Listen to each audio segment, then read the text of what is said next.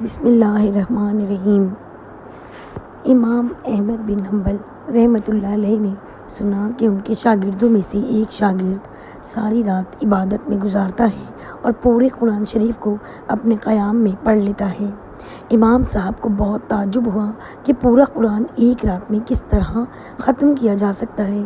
آپ نے شاگرد کو سبق سکھانے کے لیے بلایا۔ شاگرد کے حاضر ہونے پر امام صاحب نے کہا، اے میرے بیٹے، میں نے سنا ہے کہ تو اپنی ایک رات کے قیام میں پورے قرآن پاک کی تلاوت کر لیتا ہے۔ شاگرد نے کہا، جی ہاں، بالکل ایسا ہی ہے، اور میں اللہ تبارک و تعالیٰ سے دعا گو ہوں کہ وہ میری اس سعی کو قبول فرمائیں۔ امام صاحب نے اپنے شاگرد سے کہا، میرے بیٹے، اگر آج رات کو بھی تو قیام کرے تو قرآن پاک کو ایسے پڑھنا جیسے تو مجھے سنا رہا ہے۔ شاگرد نے کہا، جی حاضر میرے استاد محترم، میں نے سن لیا اور اطاعت کروں گا۔ شاگرد چلا گیا اور اس نے رات کو اپنا قیام شروع کیا۔ شعور میں یہ بات بٹھائی کہ قرآن ایسے پڑھنا ہے جیسے استاد کو سنا رہا ہو، اور استاد بھی کوئی عام امام نہیں بلکہ امام احمد بن حنبل ہیں۔ اس نے تلاوت کو خوبصورت بنایا اور مکمل اصولوں کے ساتھ پڑھنا شروع کیا۔ صبح ہوئی تو امام صاحب کے پاس گیا۔ امام صاحب نے بھی دیکھتے ہی پوچھا، تو کتنا قرآن مجید تو نے رات بھر میں تلاوت کیا؟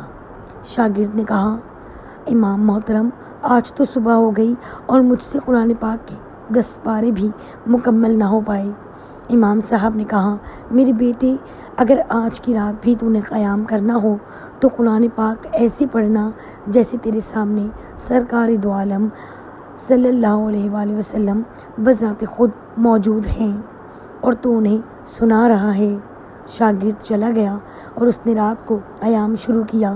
شعور میں یہ بات بٹھائی کہ وہ تلاوت بارگاہ رسالت میں آپ صلی اللہ علیہ وسلم کے سامنے کر رہا ہے اور آپ صلی اللہ علیہ وآلہ وسلم سن رہے ہیں۔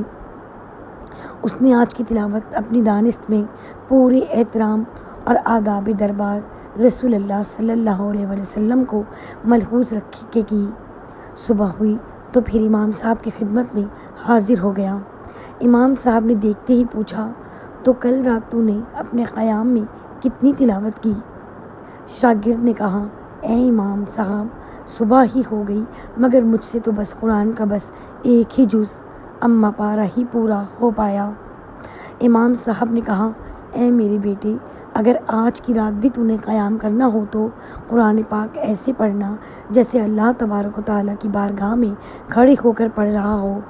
شاگرد چلا گیا اور رات کو اس نے اپنے شعور میں یہ بات بٹھائی کہ وہ قرآن پاک ایسے پڑھ رہا ہے جیسے اللہ سبحانہ تعالیٰ کی بارگاہ میں حاضر ہو کر پڑھ رہا ہے۔